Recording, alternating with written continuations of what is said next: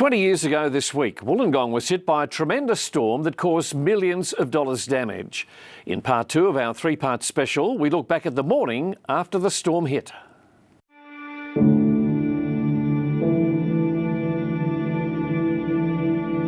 At first light on Tuesday the 18th of August, residents from Fig Tree to Stanwell Park were able to see for themselves the destruction that had been wreaked upon them the night before.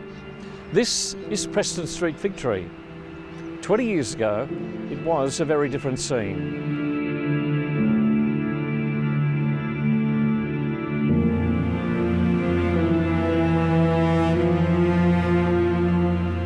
Here, the water level peaked at over 3 metres. We've had water up about 8 foot high, I suppose, at least halfway up the rooms in the house. Everything's destroyed, a couple of cars gone.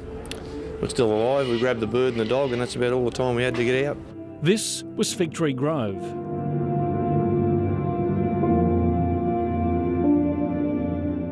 Fig Tree Bowling Club was not spared either, with its greens trashed and cars tossed around like corks in the raging torrent.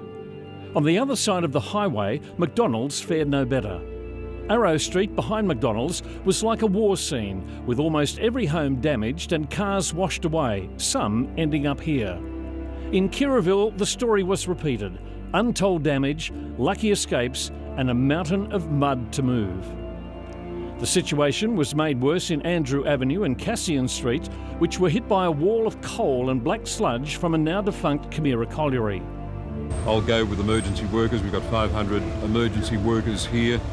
Many of them have come from all around. It's been a breathtakingly admirable operation. I mean, they've got in here from the south, they've got in here from Sydney, and again, as we saw in Threadbone and in the recent floods, that disaster plan has worked very, very well. In Ferry Meadow, the fraternity club was looking at a $2 million clean-up and repair bill. I walked around a good number of machines here today, destroyed, unfixable.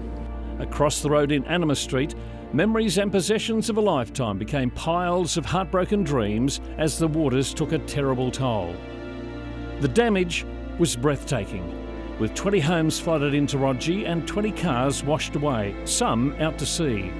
Others left against bridges where they hindered the flow of water and caused even greater problems. A wall of water smashed through Corrimal Shopping World, destroying those businesses in its path.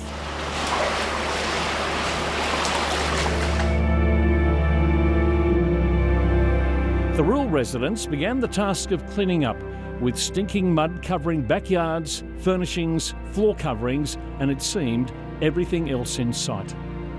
Meanwhile, police divers were searching submerged cars, desperate to see if anyone had been trapped when the vehicles were washed away. Further north, cars on Lawrence Hargrave Drive weren't going anywhere. Mudslides and rockfalls made the road impassable. The damage to homes was staggering.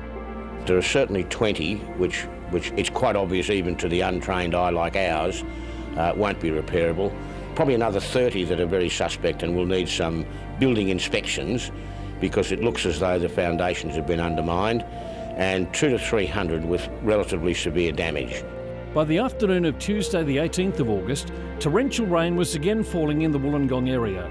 But this time, the southern suburbs bore the brunt, with the Windang Caravan Park heavily impacted. Do you mind being evacuated? Oh, no, not really, mate. And residents grabbed what precious possessions they could and moved to safety at hastily set up evacuation centres. Having survived the nightmare, Wollongong was about to be hit by another flood, a flood of politicians.